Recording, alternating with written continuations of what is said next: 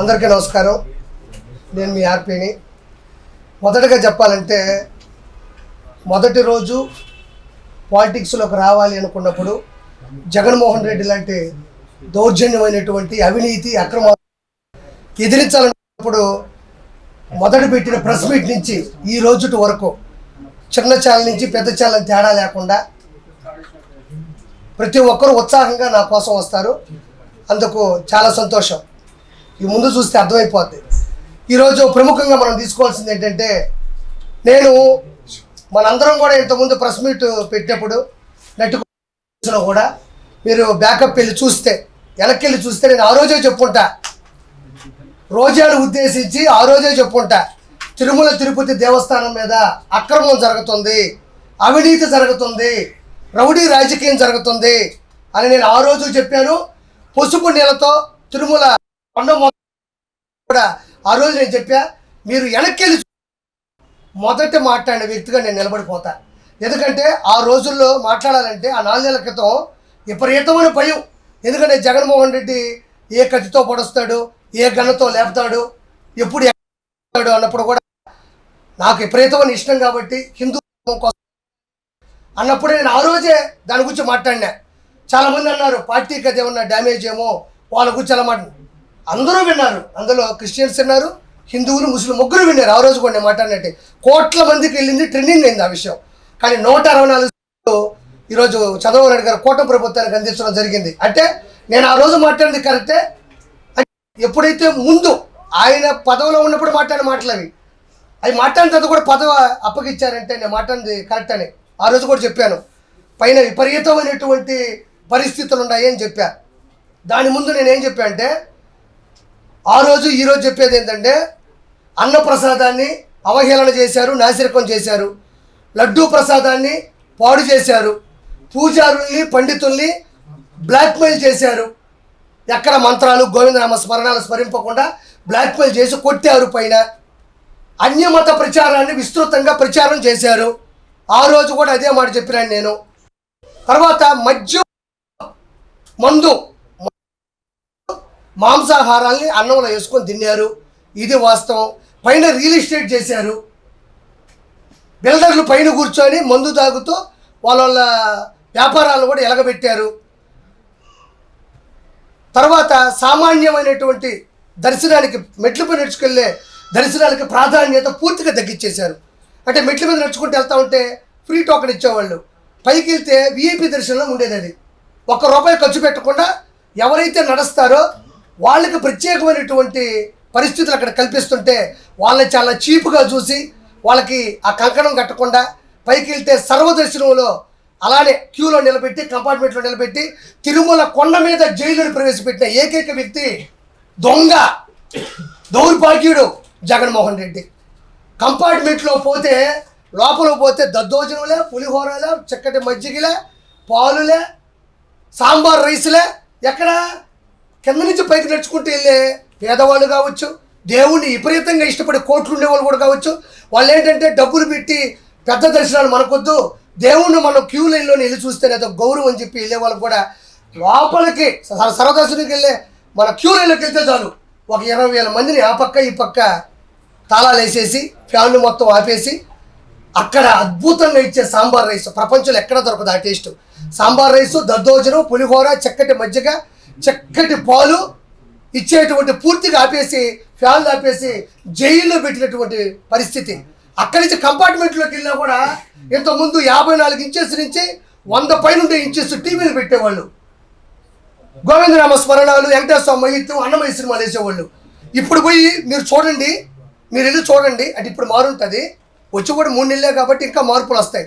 పైకి వెళ్తే ఆ లోపలికి వెళ్తే ఒక్క టీవీ కూడా ఉండదు, ఒక్క టీవీ కూడా ఉండదు. తిరుమల తిరుపతి దేవస్థానంలో ఇన్ని కోట్లు హుండీలో వస్తుంటే, ఇన్ని కోట్ల రూపాయలు, ఇన్ని కోట్ల మంది డబ్బులు హుందాగా హుండీలో వేస్తుంటే, కానుకలుగా ఇస్తుంటే టీవీలు ఎందుకు అక్కడ లేవు?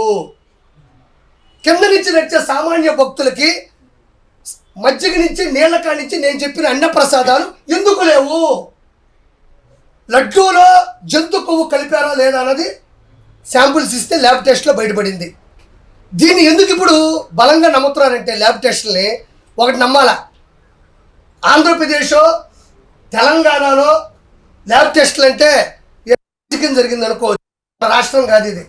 గుజరాత్లో ఉండే ఫుడ్కు సంబంధించినటువంటి ఒక యూనివర్సిటీకి సంబంధించినటువంటి ఒక అతిపెద్ద ల్యాబ్లో, మన ఇండియాలోనే బెస్ట్ ల్యాబ్లో ఈ లడ్డూని తీసుకెళ్ళి, అంటే ఇప్పుడు కూడా కొనసాగుతున్నాయి కదా.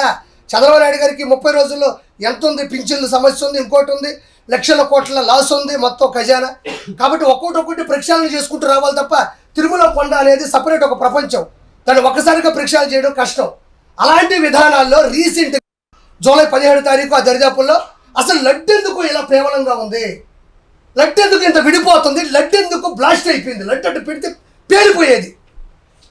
మనం కదా మైనింగుల్లో రాళ్ళల్లో ఏదో పెడితే పేలిపోతుంది చూసారా, అట్లా పేలిపోయేది. ఎందుకంటే అది డౌట్ వచ్చి చూస్తే ఆ టెండర్లో ఉండేటువంటి ఏ వ్యక్తులు అయితే ఉన్నారో ఒక 5 మందిలో ఎక్కడి నుంచి ఏది ప్రాబ్లం వస్తుందని చూస్తే చిన్న ఆచూకీ దొరికింది. ఇది ప్రభుత్వం నుంచి వస్తుందని చెప్పి చెక్ చేస్తే అది దాన్ని ఎవరికి చెప్పకుండా వారం 10 రోజుల్లో టెస్ట్ వస్తే దారుణమైన పరిస్థితి ఏంటంటే మనం బాధపడాల్సిన సందర్భం. ఇక్కడ అన్ని రకాల మతస్థులు ఉండొచ్చు, ఎవరిని బాధ పెట్టాలి భయపెట్టాలని కాదు. మన మతాల్ని మనం ప్రేమించాలి, ఎదుటి మతాల్ని మనం గౌరవించాలి. చూడండి ఇక్కడ ఏముందంటే సోయాబీను అంటే మనం చనిపోయిన తర్వాత పోస్ట్ మార్టం చేస్తే ఏమొస్తుంది, ఎన్ని కత్తిపోట్లు, విషం ఎప్పుడు వేశారు, మనిషి నిద్రపోతుంటే చంపాడా, ఊపిరాడక చంపారా, పిల్లో పెట్టి చంపారా అనేది ఎట్టొస్తుంది. మనిషి చనిపోయిన తర్వాత post mortem report government hospital ఎట్టిస్తారో ఇది తిరుమలకు సంబంధించినటువంటి పోస్ట్ మార్టం రిపోర్ట్. ఒకసారి విందాం.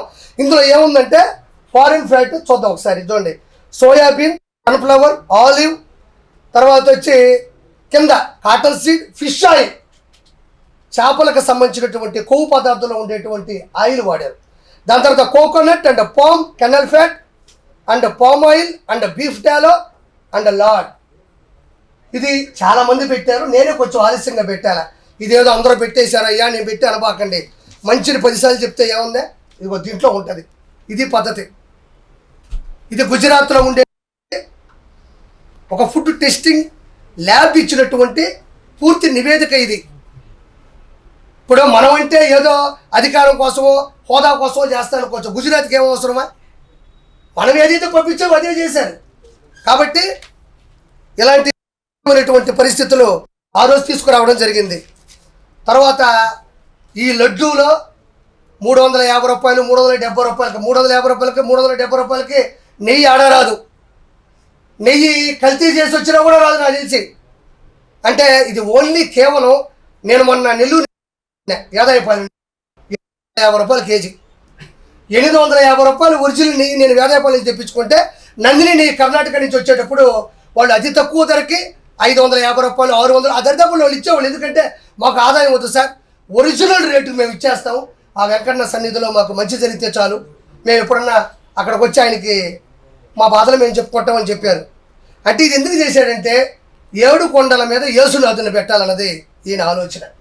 7 కొండల మీద యేసునాథుణ్ణి, క్రిస్టియన్ మతాన్ని అక్కడ పూర్తిగా స్థాపించాలనుకున్నది అతని ఉద్దేశం. ఇక్కడ మీరు ఒకటి గమనించాలి, హిందువుల ఆరాధ్య జైవం జీవుల్లో కూడా గోవు ఒకటి. దానికి సంబంధించినటువంటి కొవ్వు పదార్థాన్ని కూడా ఇందులో కలుపుంది. తర్వాత పంది కొవ్వును కూడా ఇందులో కలుపుంది, చేప కొవ్వును కూడా ఇందులో కలుపుంది. ప్రపంచంలో ఎక్కడా లేని అద్వితీయమైనటువంటి శక్తి కలిగినట్టు కలియుగ భగవంతుడు ఆంధ్రప్రదేశ్ రాష్ట్రానికి నిజమైన రాజధాని తిరుమల. తర్వాత అమరావతి కావచ్చు, దాని ముందు ఉమ్మడి రాష్ట్రాలు హైదరాబాద్ కావచ్చు, ఆంధ్రప్రదేశ్కి నిజమైన ఆకర్షణీయమైన రాజధాని ఏదైనా ఉందంటే అది తిరుమల అని నేను గౌరవంగా చెప్తాను. ఎందుకంటే ఆంధ్రప్రదేశ్ అనగానే మొదట గుర్తుకొచ్చేది రాజకీయాలు ఇవి కాదు, తిరుమల. మీ ఆంధ్రప్రదేశ్లో తిరుపతి దగ్గర తిరుమల ఉంటుంది. ఇప్పటికీ కూడా అతిపెద్ద కోటీశ్వరులు కూడా ఒక పైకి వెళ్ళడానికి ఒక టికెట్ దొరికితే చాలబ్బా, పైన ఒక రూమ్ దొరికితే చాలబ్బా అనుకుంటారు. 7 కొండల మీద కొన్ని లక్షల సంవత్సరాల జీవులతో, విష జంతువులతో నిండిపోయిన 7 కొండల మీద మెట్లు పెట్టుకుంటూ పైకి వెళ్ళి దాన్ని మళ్ళీ పైన వాహనం పెట్టి ఈరోజు ఒక ఇల్లు కట్టడానికే నానా సంకలు లాగతాం.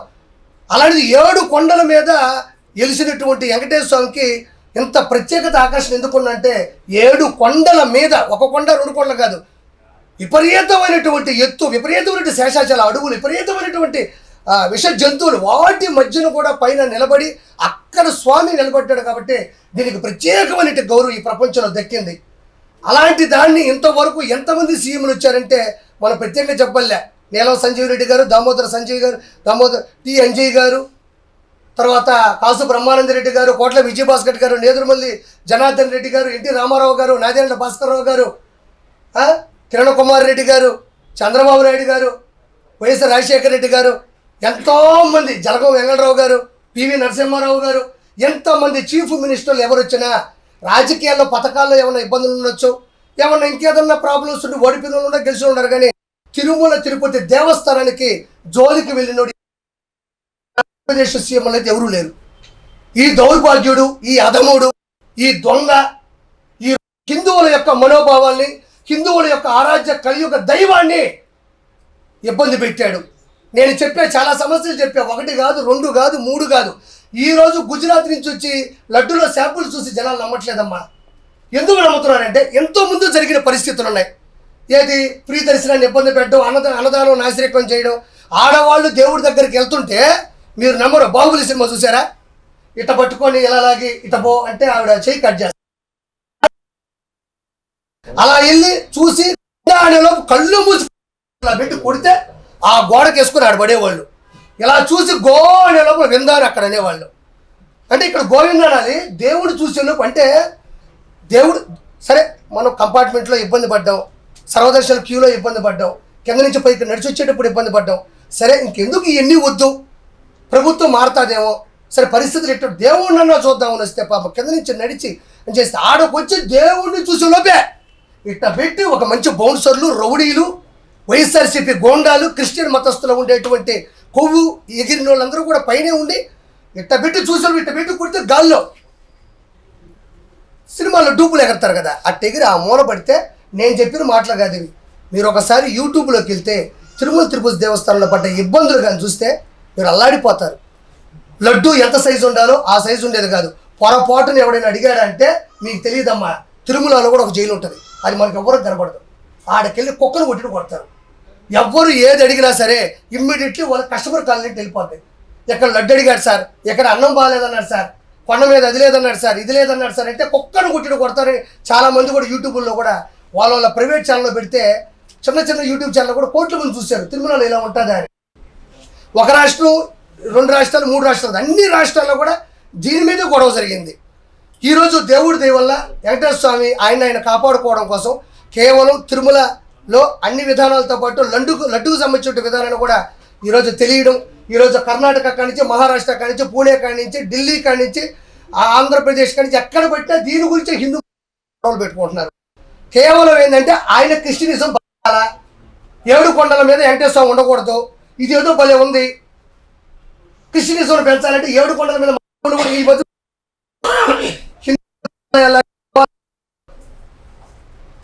జీసస్ను పెట్టడం, కోలాటాలు, హిందూ దేవాలయాల పోలికతో జీసస్ కూడా అవే చేస్తున్నారు. ఆయన తప్పండంలే. అంటే ఇది ఇంకా పెట్టలేకపోతుంది. హిందువులు చాలా బలంగా ఉన్నారు. మనం కూడా ఏం చేయాలంటే మన దోవలో వస్తున్నారు వాళ్ళు.